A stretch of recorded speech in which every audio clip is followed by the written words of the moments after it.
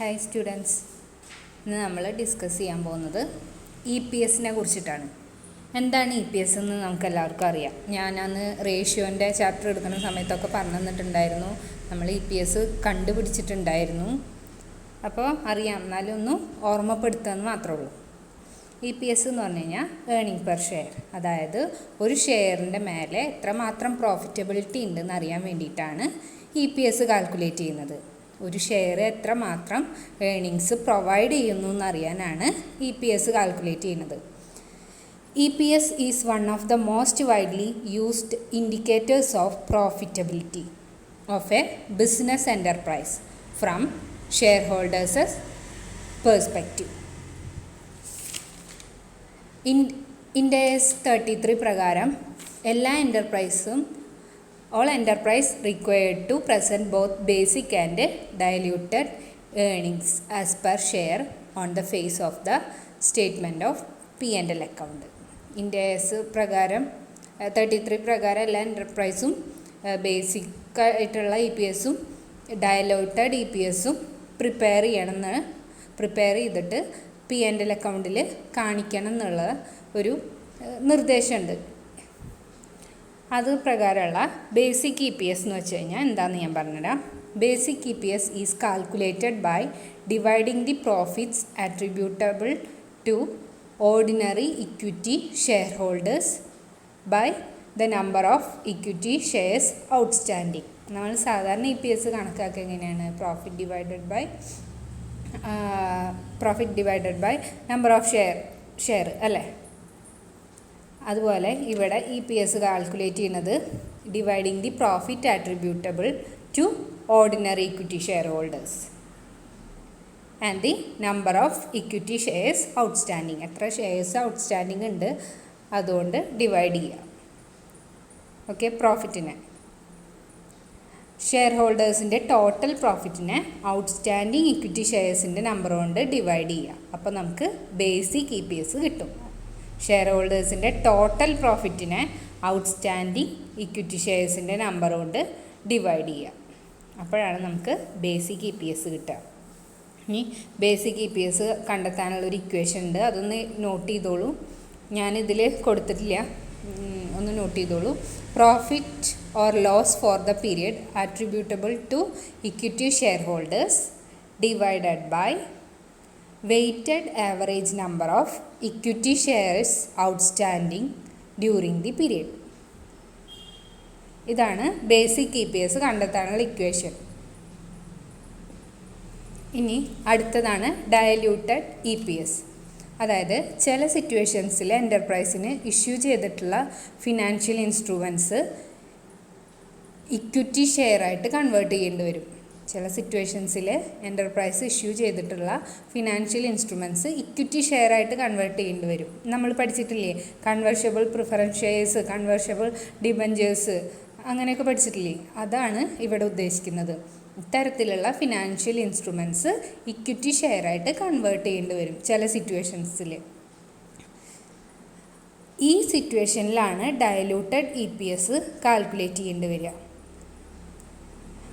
Diluted EPSന് ഒരു equation ഉണ്ട്, അതൊന്ന് നോട്ട് ചെയ്തോളൂ. Net profit or loss for the period, net profit ആണ് ഇവിടെ. Net profit or loss for the period attributable to equity share holders divided by weighted average number of equity shares outstanding during the period.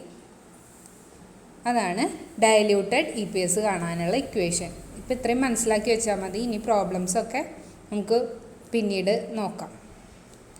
Okay, ഇത് എന്താ കാര്യമെന്ന് മനസ്സിലാവുകയേ വേണ്ടുള്ളൂ. ഈ ഇക്വേഷനും ഒന്ന് നോക്കുക, അത്രയേ ഉള്ളൂ കേട്ടോ. ബേസിക് EPS എന്ന് പറഞ്ഞു കഴിഞ്ഞാൽ നമ്മൾ സാധാരണ നോർമലി ചെയ്യാറുള്ള EPS തന്നെ. ഡയലൂട്ടഡ് EPS എന്ന് പറഞ്ഞു കഴിഞ്ഞിട്ടുണ്ടെങ്കിൽ അഡീഷണലായിട്ട് അല്ല ഫിനാൻഷ്യൽ ഇൻസ്ട്രുമെൻറ്റ്സ് ഇക്വിറ്റി ഷെയർ ആയിട്ട് കൺവേർട്ട് ചെയ്യേണ്ടി വരുന്ന സമയത്ത് മാത്രം അപ്ലൈ ചെയ്യാനുള്ളതാണ് എന്ത്? Diluted EPS. മനസ്സിലായിട്ടുണ്ടാവും എന്ന് വിചാരിക്കുന്നു. ഇനി അടുത്തതാണ് എന്ത്? Exceptional items and extraordinary items. അതായത് exceptional items includes write down of inventories to net realisable value.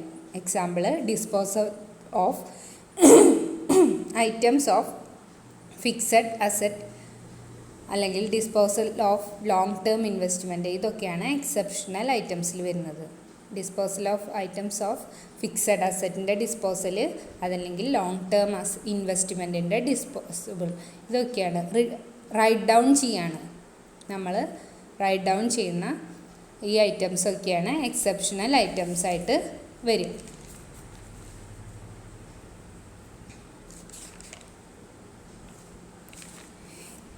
ഇൻവെൻട്രീസിനെ അവയുടെ റിയലൈസബിൾ വാല്യൂ ആയിട്ട് റൈറ്റ് ഡൗൺ ചെയ്യുന്നതാണ് എക്സെപ്ഷണൽ ഐറ്റംസ്. ഇൻവെൻട്രീസിനെ അവയുടെ റിയലൈസബിൾ വാല്യൂ ആയിട്ട് റൈറ്റ് ഡൗൺ ചെയ്യുക, അതാണ് എക്സെപ്ഷണൽ ഐറ്റംസ് എന്ന് പറയുന്നത്. ഇനി എക്സ്ട്രാ ഓർഡിനറി ഐറ്റംസിൽ വരുന്നതാണെന്ത്? ഒരു എൻ്റർപ്രൈസിൻ്റെ ഓർഡിനറി ആക്ടിവിറ്റീസിൽ നിന്ന് വ്യത്യസ്തമായിട്ടുള്ള ട്രാൻസാക്ഷൻ, ഒരു എൻ്റർപ്രൈസിൻ്റെ സാധാരണ ഓർഡിനറി ആക്ടിവിറ്റീസിൽ നിന്ന് വ്യത്യസ്തമായിട്ട് വല്ല ട്രാൻസാക്ഷൻസും ഉണ്ടെങ്കിൽ അതിന് പറയുന്നതാണ് extraordinary items. Extraordinary ആയിട്ടുള്ള ഐറ്റംസ് ആണെന്ത്?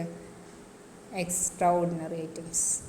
എക്സാമ്പിളായിട്ട് പറഞ്ഞു കഴിഞ്ഞാൽ loss due to attachment of property of the enterprise, loss due to an earthquake, അതൊക്കെ അപ്രതീക്ഷിതമായിട്ട് എക്സ്ട്രാ ഓർഡിനറി ആയിട്ട് വരുന്ന കാര്യങ്ങളാണ്. ഒരു എൻ്റർപ്രൈസിൻ്റെ ഓർഡിനറി ആക്ടിവിറ്റീസിൽ നിന്ന് വ്യത്യസ്തമായിട്ടുള്ള ട്രാൻസാക്ഷൻ ഉണ്ടെങ്കിൽ അതിന് പറയുന്നതാണ് എക്സ്ട്രാ ഓർഡിനറി ഐറ്റം. അപ്പോൾ മനസ്സിലായിട്ടുണ്ടാവും എന്ന് വിചാരിക്കുന്നു. ഇനി നമുക്ക് അടുത്ത് നോക്കാം. നോട്ട്സ് ടു അക്കൗണ്ട്സ്, അതായത് it includes additional information relevant for understanding the financial statements. അതായത് ഫിനാൻഷ്യൽ സ്റ്റേറ്റ്മെൻറ്റിനെ കുറിച്ച് മനസ്സിലാക്കാനുള്ള അഡീഷണൽ ഇൻഫോർമേഷനാണ് എന്ത്? Notes to accounts. അക്കൗണ്ട്സൊക്കെ നമ്മൾ പ്രിപ്പയർ ചെയ്ത് കഴിഞ്ഞ് കഴിഞ്ഞാൽ അത് എൻ്റെ അടിയിൽ നോട്ട്സ് പ്രിപ്പയർ ചെയ്ത് എഴുതില്ലേ, അതാണ് നോട്ട്സ് ടു അക്കൗണ്ട്. അത് ഒരു ഫിനാൻഷ്യൽ സ്റ്റേറ്റ്മെൻറ്റിനെ കുറിച്ച് നമുക്ക് കൂടുതലായിട്ട് മനസ്സിലാക്കാൻ, അല്ലെങ്കിൽ ആ ഫിനാൻഷ്യൽ സ്റ്റേറ്റ്മെൻറ്റിൻ്റെ കൂടുതൽ അഡീഷണൽ ഇൻഫോർമേഷൻസ് പ്രൊവൈഡ് ചെയ്യാൻ വേണ്ടിയിട്ട് ഈ നോട്ട്സ് ടു അക്കൗണ്ട് നമ്മളതിനെ സഹായിക്കുന്നു.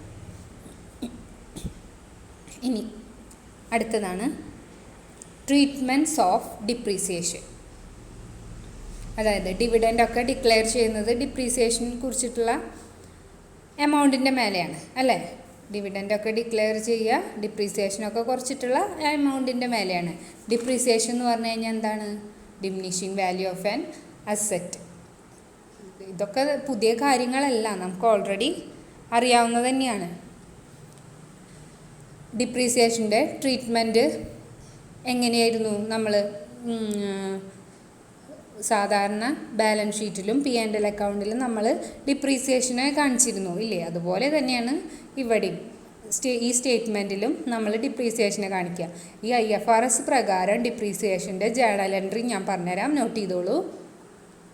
Depreciation account debtor to provision for depreciation account. Depreciation account debtor to provision for depreciation account. ഇതാണ് ഡിപ്രീസിയേഷൻ്റെ ട്രീറ്റ്മെൻറ്റിൻ്റെ ജേണൽ എൻട്രി. ഇനി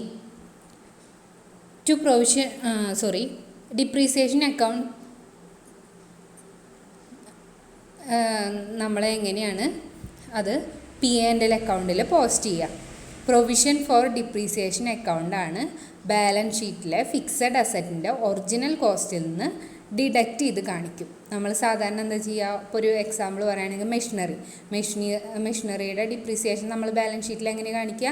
മെഷീനറി എന്ന് പറഞ്ഞ അസറ്റിൻ്റെ അണ്ടറിൽ ലെസ് ഡിപ്രീസിയേഷൻ എന്ന് പറഞ്ഞിട്ട് ആ പെർസെൻറ്റേജ്, പിന്നെ ഇന്നർ കോളത്തിൽ തന്നെ ആ എമൗണ്ട് എഴുതുന്നു. മെയിൻ അസറ്റിൽ നിന്ന് ഡിപ്രീസിയേഷൻ കുറച്ചിട്ടുള്ള വാല്യൂ നമ്മൾ ഔട്ടർ കോളത്തിലേക്ക് ഇടുന്നു. അങ്ങനെ തന്നെയാണ് ഇവിടെയും കാണിക്കേണ്ടത്. മെയിനായിട്ടുള്ള ഒറിജിനൽ കോസ്റ്റിൽ നിന്ന് ഡിപ്രീസിയേഷൻ ഡിഡക്റ്റ് ചെയ്ത് കാണിക്കുന്നു. ബാലൻസ് ഷീറ്റിൻ്റെ കേസാണ് ഞാൻ പറഞ്ഞത്. ഇനി P&L എങ്ങനെ കാണിക്കുക?